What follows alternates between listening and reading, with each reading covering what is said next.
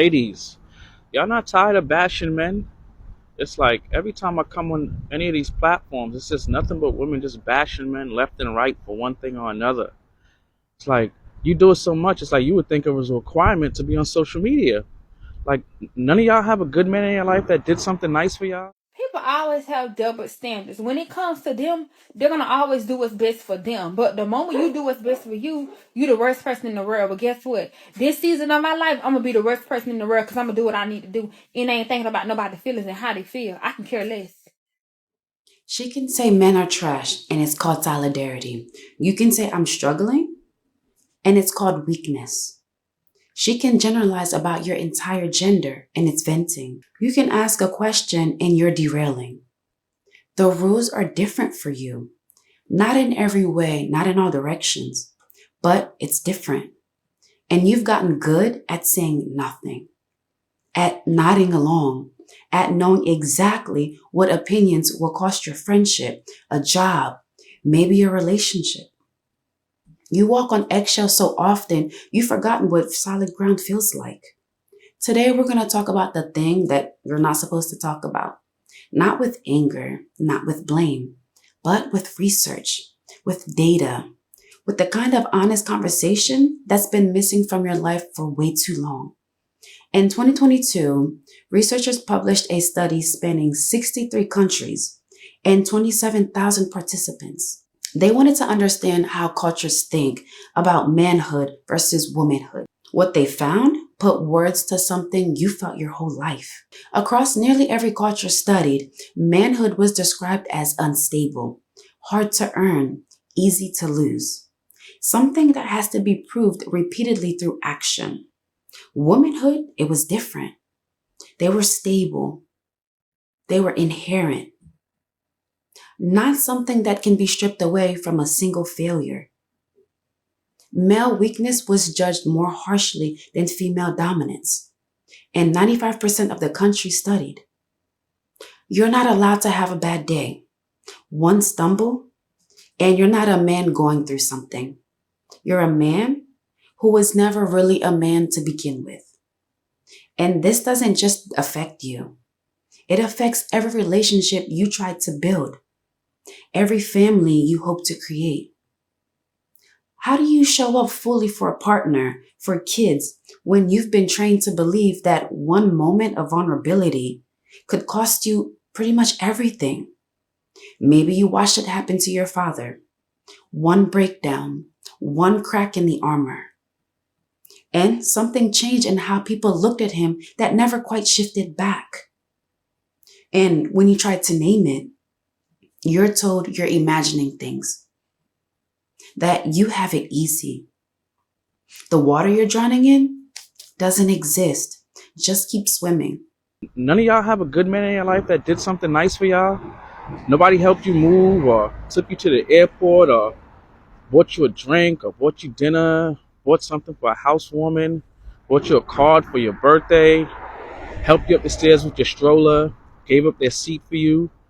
Like y'all don't have fathers, brothers, uncles, cousins. Like nobody held the door open for y'all, bought you a cup of coffee, said something nice on the day that you needed it, like gave you a shoulder to cry on when you needed it.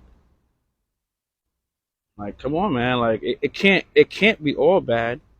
And if the answer is yes, if somebody, if a guy in your life, past, present, or future, did something nice for y'all, something worthy, then you got to ask yourself, why are you not talking about that more? And if the answer is no, then you got to ask yourself, why? A University of Michigan study found that men receive sentences 63% longer than women for the same crime. Women are twice as likely to avoid incarceration entirely if convicted. Two people commit the same act. One is seen as someone who made a mistake. The other is seen as someone who is the mistake.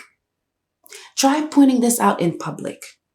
You're deflecting, you're bitter, you're probably hiding something. The data, it's right there, exposed to daylight. It's wrong, but you've learned that some facts aren't supposed to be spoken out loud. A man left a comment 37 years old. He still has a core memory from third grade. A girl told him, I like your shoes. They go well with your style. One sentence. 25 years ago. He remembers the hallway, the lighting, what she was wearing, because that might be the only unsolicited compliment he's ever received. A 9-year-old said something nice about his shoes, and a 37-year-old man carries it like a photograph that he's afraid to lose. This is what emotional starvation looks like, and it's everywhere. Only 36% of mental health referrals in the UK are for men, but men are 3 times likely to not survive their darkest moments. Now, think about what this does to families. A father who can't access his own emotion can't teach his son how to handle his. A husband trained to suppress everything that he can't fully connect with. The emptiness gets inherited. Generation after generation of men who don't know how to feel, raising sons who don't know how to feel. A cross-national study found that men cry more in countries with greater gender equality because they're actually allowed to. Crying releases cortisol. It's your body trying to heal. But you've been trained to block that release since you were old enough to be told, oh, man up. And when you finally crack, when you say, I'm not okay, you're centering yourself. You're taking up space that isn't yours. The silence isn't accidental, it's enforced. And it echoes through every family who needed a father that could be fully present, but got one who learned to disappear inside of himself. His name was Jose. He arrived at an emergency room in handcuffs. His face looked like someone took a cheese grater to it. His wife had called the police. Said that, he beat her. There wasn't even a mark on her body. His face, it was shredded. Her own father told police to let him go. Said she had emotional problems. Said Jose hadn't touched her. They kept him in handcuffs while they treated his wounds. Then guess what? They took him to jail. Male domestic violence victims are 46% less likely to see their abusers charged. 712,000 men experienced domestic violence in the UK last year. Researchers estimate over 500,000 more cases went unreported. These aren't just statistics. These are fathers trapped in homes where they're being hurt, staying because if they leave, they'll lose their kids. Men who've learned that family courts sees them as wallet at best, threats at worst. 59% of men who call helplines say they've never told anyone before. 64% wouldn't have called if the line wasn't anonymous. Another man shared his story. His wife swung at him during an argument. He left to cool off. Came back to find cops in his driveway. They talked to him like buddies. Come on, man. You sure you didn't just give her a tap? Before they left, one told him directly, if we come back, you're going to jail. I don't care what happens. She knew. She was counting on it. A man took his niece swimming. The next day, police showed up at his job. Someone had reported him. He never took her anywhere again, not until she was in college. Another man wrote that every single time he takes his daughters to the park, he feels eyes on him, waiting for him to do something wrong. A group of moms once walked up to him and asked him, are you playing mom today? He answered, no, I'm playing dad. The fact that he had to say that says everything. Men are told to be more involved fathers, more present, more nurturing. Then they're treated like suspects when they finally show up. The same society that criticizes absent fathers punishes the ones who stay. You want to build a family? You want to be there for your kids in ways maybe your father couldn't be, and the reward for that desire is suspicion. The thread running through all of this is what you're allowed to say. A scientific report study from 2025 noted that research on online misandry remains relatively scarce. It's not being studied because it's been pre-decided that it doesn't matter. One man tried discussing double standards with women online, kept track. Out of hundreds of conversations, exactly one stayed civil. The rest called him aggressive, confused, told him that he was the problem. Hundreds of attempts. One real conversation. The sentencing gap is real, but you can't say it. The emotional starvation is measurable, but you can't name it. The domestic violence stats are documented, but you can't be a victim. You're allowed to struggle. You're just not allowed to mention it. And you're definitely not allowed to say it makes building the life you want harder. In my 20s, I had a friend who used to talk so much crap about her boyfriend at the time. Oh, he's self-absorbed, he's an egomaniac, he's rude to everyone, he's terrible to me. She would go on. And then he would come around and it was like nothing, like none of the things that she said ever happened. Super lovey-dovey, all over him, do anything and everything for him. It was wild. And my brain was very confused and did not know how to respond to this person when they were around me or around the both of us. We have a saying in the Yoruba culture in Nigeria where I grew up that I will try to translate. It goes, if you sell something for 10 kobo is like pennies, right? So if you sell something for pennies, 10 cents, you can't come back and say, just kidding.